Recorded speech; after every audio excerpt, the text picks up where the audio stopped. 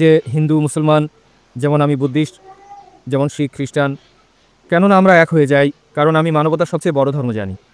ভাই বললেন যে আপনি দেখুন সবাই হাসছে। আপনি বিশ্ব ভ্রাতৃত্বে বাধা সৃষ্টি করছেন। আমার আরও একটি ভুল ধারণা দূর করে দিন। যদি আমি আপনার প্রশ্নের উত্তর দেই তো আসসালামু আলাইকুম প্রিয় দর্শক, একজন হিন্দু ভাই একই প্রশ্ন করলেন ডাক্তার জাকির নায়েককে, যা আপনি শুনলেও কিন্তু অবাক হয়ে যাবেন। হ্যাঁ প্রিয় দর্শক, সেই ভাইটি ডাক্তার জাকির নায়েককে প্রশ্ন করছেন যে আমরা কেন হিন্দু ধর্ম, খ্রিস্টান ধর্ম, শিখ ইসাই আমরা এক হয়ে থাকতে পারি না, কেন কেন আমরা একে একে অপরে আমরা তর্ক বিতর্ক করছি, আমরা বলছেন যে ইসলাম ধর্মই সঠিক ধর্ম। তো এই শুনে ডাক্তার জাকির নায়েক সে ভাইটিকে কঠিন উত্তর দিবেন। হ্যাঁ প্রিয় দর্শক, ডাক্তার জাকির নায়েকের সে ভাইটি 4-5টি প্রশ্ন করেছেন। তখন ডাক্তার জাকির নায়েক বলছে আমি যদি এই প্রশ্ন উত্তর দিতে পারি আপনি কি ইসলাম ধর্ম গ্রহণ করবেন? তখন তিনি কি বললেন যে আপনি শুনলে কিন্তু অবাক হয়ে যাবেন। তো সম্পূর্ণ ভিডিওটি লাস্ট পর্যন্ত দেখলে আপনারা বুঝতে পারবেন। তো ভিডিওটি শুরু করার আগে আপনি যদি এরকম ইসলামী প্রচারিক ভিডিও দেখতে চান তো অতি অবশ্যই কিন্তু আমাদের চ্যানেলটিকে সাবস্ক্রাইব করে থাকবেন। আমরা এই চ্যানেলে নিয়মিত ইসলামী প্রচারিক ভিডিও আপলোড করে থাকি। চলুন আমরা ডাক্তার জাকির নায়েককে সে ভাইটি 4টি প্রশ্ন করেছেন। শেষ প্রশ্ন ডাক্তার জাকির নায়েক বলছে আমি যদি এই প্রশ্ন উত্তর দিতে পারি তাহলে আপনি কি ইসলাম ধর্ম গ্রহণ করবেন? তখন কি বললেন যে আপনি শুনলে কিন্তু অবাক হবেন। চলুন আমরা ডাক্তার জাকির নায়েকের সেই উত্তরটি আমরা শুনে নেব। আসসালামাইকুম, মনোজ কেদার আমার নাম, আমি চাকরি করি। মোন্তাকুদ্দিন শেখ নামে আমার এক বন্ধু, সে আমাকে এখানে নিয়ে এসছে। তো আমি এটা জানতে চাই যে হিন্দু মুসলমান, যেমন আমি বুদ্ধিস্ট, যেমন শিখ খ্রিস্টান, কেননা আমরা এক হয়ে যাই, কারণ আমি মানবতার সবচেয়ে বড় ধর্ম জানি। ভাই বললেন যে আপনি বুদ্ধিস্ট, আর জিজ্ঞেস করলেন যে কেন আমরা হিন্দু, মুসলিম, শিখ, খ্রিস্টান, বুদ্ধিস্ট এক হই না। ভাই সাহেব, আমি কখনোই বলিনি যে হিন্দু, মুসলিম, শিখ, খ্রিস্টান সবাই এক কিংবা পার্থক্য আছে। কোরআন মজিদে পরিষ্কারভাবে লেখা আছে যে আল্লাহ সুবহানাহু ওয়া তাআলা বলেন সূরা হুজুরাত সূরা নম্বর 49 আয়াত নম্বর 13, يا أيها الناس إنا خلقناكم من ذكر وأنثى وجعلناكم شعوبا وقبائل لتعارفوا إن أكرمكم عند الله أتقاكم إن الله عليم خبير। হে মানুষ, আমি তোমাদের এক পুরুষ ও এক নারীর জোড়া থেকে বানিয়েছি এবং তোমাদের বিভক্ত করেছি, ভাগ করেছি বিভিন্ন গোত্র এবং বংশে, যাতে তোমরা একে অন্যকে চিনতে পারো। এমন না যে একে অন্যকে ঘৃণা করবে। এবং তোমাদের মধ্যে সবচেয়ে উত্তম হলো সেই ব্যক্তি যে আল্লাহর প্রতি ঈমান এনেছে, যে খোদাভীতি রাখে, যে পরেজগার। কোরআন মাজিদে স্পষ্টভাবে বলা হয়েছে যে সকল মানুষ এক। আল্লাহ সুবহানাহু ওয়া তাআলা মানুষকে বড় কিংবা ছোট বানান নাই আর্থিক দিক দিয়ে, লিঙ্গের দিক দিয়ে, বর্ণের দিক দিয়ে, জন্মগতভাবে। কিন্তু বলা হয়েছে সবচেয়ে উত্তম হলো সেই ব্যক্তি যার রয়েছে তাকওয়া, যে পরেজগার। আমরা মানি যে সমগ্র মানব জাতি এক পুরুষ ও এক নারীর জোড়া থেকে সৃষ্টি হয়েছে। আমাদের পরপর পরপর একদম প্রথম দাদা দাদি এক ছিলেন। তো ওই দিক থেকে তো আমরা আত্মীয়, যাকে আমরা বলি চির ভ্রাতৃত্ব। আমরা ভাই বোন, আর আমরা চাই যে পরস্পরে একতা হয়ে আমরা, যদি যিনি আমাদের মালিক, আমাদের সৃষ্টিকর্তা, আমি শুধু এটা বলি যে আমরা কমপক্ষে মেনে নেই যে কমপক্ষে একটা গ্রন্থ হচ্ছে খোদার গ্রন্থ। কোনো মুসলিম বা অমুসলিমের বিন্দুমাত্র সন্দেহ থাকবে না এটা মানতে যে কমপক্ষে একটা গ্রন্থ আল্লাহর পক্ষ থেকে। হিন্দু বলবে বেদ আল্লাহর পক্ষ থেকে, খ্রিস্টান বলবে বাইবেল আল্লাহর পক্ষ থেকে, মুসলমান বলবে কোরআন আল্লাহর পক্ষ থেকে। এই জন্য আমি বলি যে বিরোধপূর্ণ বিষয় আছে তা আমরা পরে মীমাংসা করব, সঠিক না ভুল পরে আলোচনা করব। কমপক্ষে যে বিষয়টা একই রকম লেখা আছে এই ধর্মগ্রন্থগুলোতে, কমপক্ষে সেটা তো শতভাগ বাস্তবায়ন করি। আর যখন আমরা পড়ে দেখি যে সকল ধর্মগ্রন্থ এটা বলে যে খোদা এক, সেই খোদার কোনো পুতুল নেই, কোনো প্রতিমা নেই, কোনো ছবি নেই, কোনো ফটোগ্রাফ নেই, কোনো চিত্র নেই, কোনো মূর্তি নেই, আর আমাদের শুধু তারই ইবাদত করতে হবে এবং তার সাথে কাউকে শরীক করা যাবে না। এই গ্রন্থগুলোতে এটাও লেখা আছে, বেদ হোক, বাইবেল হোক, কোরআন হোক, তাতে লেখা আছে যে খোদা এক এবং তার শেষ পয়গম্বর মুহাম্মদ সাল্লাল্লাহু আলাইহি সাল্লাম। তো আমি বলি, কেন আমরা সকল মানুষেরা যারা ধর্মে বিশ্বাসী, যারা খোদায় বিশ্বাসী, কেন এটা আমরা অঙ্গীকার করি না যে কমপক্ষে এই বিষয়টা যা সকল ধর্মগ্রন্থগুলোতে এক, সেটা তো বাস্তবায়ন করি, পরে না ভ্রাতৃত্ব হবে। আমরা কমপক্ষে এই অঙ্গীকার করি যে আমরা এক খোদা ব্যতীত কারো ইবাদত করব না। এই অঙ্গীকার করি যে শেষ পয়গম্বর মুহাম্মদ সাল্লাল্লাহু আলাইহি সাল্লামকে তার কথা অনুসরণ করি, পরে না ভ্রাতৃত্ব হবে। তো ভ্রাতৃত্ব গড়ে তোলার জন্য কমপক্ষে একতার উপর তো আমল করি। ভাই সাহেব, আপনি বুঝছেন কি বলছি? আপনাদের গ্রন্থেও তো লেখা আছে যে একজন মৈত্রী আসবে, যখন বুদ্ধকে প্রশ্ন করে তার সহযোগী আনন্দ বুদ্ধকে প্রশ্ন করে, দ্য গসপেল অফ বুদ্ধ পৃষ্ঠা নাম্বার 217, আরও অনেক জায়গায় ধম্মপাঠে লেখা আছে যে বুদ্ধ বলে, আমি না প্রথম মৈত্রী না শেষ মৈত্রী, আমার পর অনেক মৈত্রী আসবেন, এবং যে মৈত্রী আসবেন আমার যেমন শত শত ভক্ত আছে তারও সেরকম হাজার হাজার ভক্ত থাকবে। তিনি সঠিক ধর্ম শিক্ষা দেবেন, যা সত্যের ধর্ম, শুরুতে এবং শেষেও তিনি সঠিক ধর্ম শিক্ষা দেবেন। আর যখন আনন্দ জিজ্ঞেস করলো এই মৈত্রীকে চিনব কিভাবে, তিনি বললেন ওই ব্যক্তির নাম হবে মৈত্রী। মৈত্রী মানে ত্রাণকর্তা, যেমনটা কোরআনে লেখা আছে সূরা আম্বিয়া সূরা নম্বর 21 আয়াত নম্বর 107, ওয়ামা আরসালনাকা ইল্লা রাহমাতাল আলামিন। আমি তো তোমাকে রহমত হিসেবে সৃষ্টি করেছি সারা দুনিয়ার জন্য, সমগ্র সৃষ্টিকুলের জন্য, সমগ্র মানবজাতির জন্য। তো আমি আপনাকে প্রশ্ন করতে চাই যে আপনি কি মুহাম্মদ সাল্লাল্লাহু আলাইহি সাল্লামকে মানেন? কাকে? আপনি কি মানেন যে মুহাম্মদ সাল্লাল্লাহু আলাইহি সাল্লাম শেষ পয়গম্বর? আমি তো কিছু পড়িনি তার ব্যাপারে। হ্যাঁ, তো আপনি যখন বিশ্ব ভ্রাতৃত্ব সম্পর্কে কথা বলছেন এবং চাচ্ছেন যে সমস্ত মানুষ এক হয়ে যাক, আর বলছেন যেটা আপনি পড়েননি, তো একতা হবে কিভাবে? আমার হিসাবে সেটাই ঠিক। আমার যতটুকু জ্ঞান আছে একেবারে ঠিক। ততটুকুই আমি বলতে যা আমি এখন উদ্ধৃতি দিলাম তা আপনাদের ধর্মগ্রন্থ থেকেই দিয়েছি, আচ্ছা, কোরআন আচ্ছা। থেকে নয়।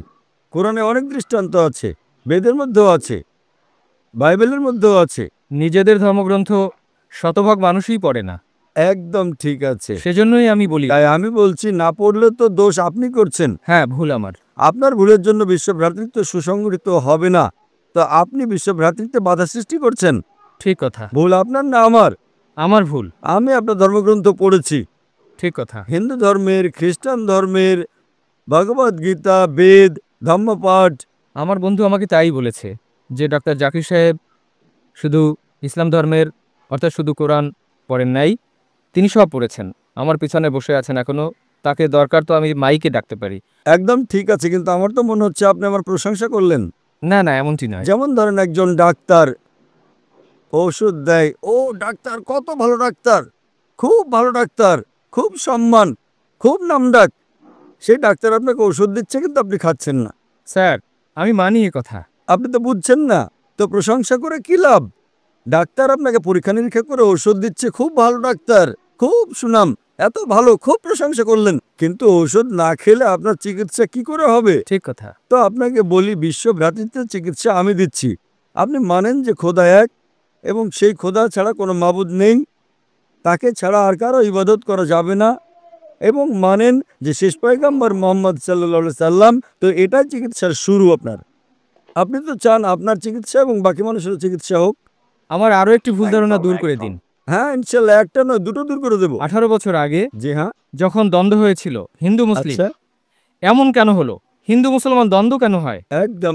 হিন্দু খ্রিস্টান বা শিখ মুসলিম এমনটা কেন হয় না? যদি আমি আপনার প্রশ্নের উত্তর দেই তো তাহলে আমার জানা থাকবে। জানা থাকবে, কিন্তু আমার উপদেশ তো আপনি অনুসরণ করবেন নাকি ফিরে গিয়ে আবার ওষুধ ফেলে দেবেন? না না, অনুসরণ করব। আর আপনি একদম ঠিক বললেন যে হিন্দু মুসলিম কেন দ্বন্দ্ব হয়। আপনি যদি আমার আলোচনা দেখে থাকেন, যার আলোচ্য বিষয় ছিল Is terrorism a Muslim monopoly? সন্ত্রাস কি মুসলিমদের একচেটিয়া সম্পদ, তাতে আমি এটা প্রমাণ করেছি যে যারা অপবাদ লাগায় যে মুসলিমরা সন্ত্রাসী, তারা একেবারে ভুল। কিছু লোকে হয়তো অন্যায় কাজ করেছে, এটা প্রমাণ করেছি যে আপনি 100-200 বছর আগে দেখবেন, কয়েকশো বছর আগে মুসলিমরা আসলে খুব কম সন্ত্রাসী হামলা করেছে, সব করেছে অমুসলিমরা। কিন্তু আমি এই আলোচনায় বলেছি যে সন্ত্রাস যা আছে, এই সন্ত্রাসী ব্যবসা হচ্ছে রাজনীতিবিদদের। কেন? কারণ রাজনীতিবিদরা চায় ভোট ব্যাংক, তারা ভোট ব্যাংক চায়। যদি আমি ভোট চাই তাহলে আমি কি করব? এমন একটা পরিবেশ সৃষ্টি করব যাতে ভোট ভাগ হয়। আপনারা জানেন কত হাঙ্গামা হয়েছে বোম্বেতে, গুজরাটে, বাবরি মসজিদের। আমার মতে এই হাঙ্গামার কোনো প্রয়োজনই নেই। আমার মতে মুসলমানরা সাধারণত এই দেশে, মুসলমান এবং হিন্দু আলহামদুলিল্লাহ সুম্মা আলহামদুলিল্লাহ সুখে শান্তিতে বসবাস করতে পারে, করছিল, করছে। কিন্তু এই যে রাজনীতিবিদ, তারা চায় ভোট ব্যাংক, এবং ভোট ব্যাংকের জন্য তারা যে কাউকে বিক্রি করতে পারে, নিজের ধর্মকেও নিজের খোদাকেও। এ কথা ঠিক। যে কোনো রাজনীতিবিদ যে কোনো ধর্মের সব কিছু বেচতে পারে, কিছু হয়তো ছাড় দিতে পারে, 5% সিট যাচ্ছে সব বিক্রি করে দেবে। এবং আপনারা দেখেছেন এই দেশে হিন্দুস্তানে সবচেয়ে বেশি যদি ধর্ম বিষয়ক কোনো হাঙ্গামা হয় তা হিন্দুস্তানে হয়েছে। কেন? কেননা 60 বছর আগে ব্রিটিশ ইংরেজরা এই দেশে রাজত্ব করত। সেটা কিভাবে? তাদের একটা নীতি ছিল divide and rule. Divide and rule, ইংরেজ তো চলে গেছে কিন্তু তাদের নীতিটা এখানে রেখে গেছে। আমাদের হিন্দুস্তানের রাজনীতিবিদগণ ওই নীতি অবলম্বন করছেন, ডিভাইড অ্যান্ড রুল, ভাগ করো, ভোট ব্যাংক অর্জন করো এবং শাসন করো। এই বাবরি মসজিদের ইস্যু ছিলই না। কি ইস্যু ছিল? রাজনীতিবিদরা ইস্যু বানিয়েছে। কেউ জানতোই না বাবরি মসজিদের ব্যাপারে আগে, কিছু লোক জানতো, তারা ইস্যু বানালো কারণ ভোট ব্যাংক। সাধারণ জনগণ শান্তি চায়, তারা ভাবে যে কি পাবো হাঙ্গামা করে, কিন্তু এই সাধারণ জনগণকে উস্কানি দিচ্ছে রাজনীতিবিদগণ।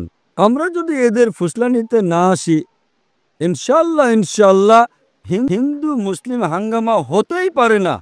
আপনি আমাকে বলেন, এত যে মানুষ, এই যে লক্ষাধিক লোক, আপনার ভয় লাগছে এখানে? না না, একদম না। মাশাআল্লাহ, এত লোক, যদি আপনি কোরআনের বিরুদ্ধেও কিছু বলেন, আমার বিরুদ্ধেও কিছু বলেন, একটা লোক আপনার বিরুদ্ধে আঙ্গুল তুলবে না।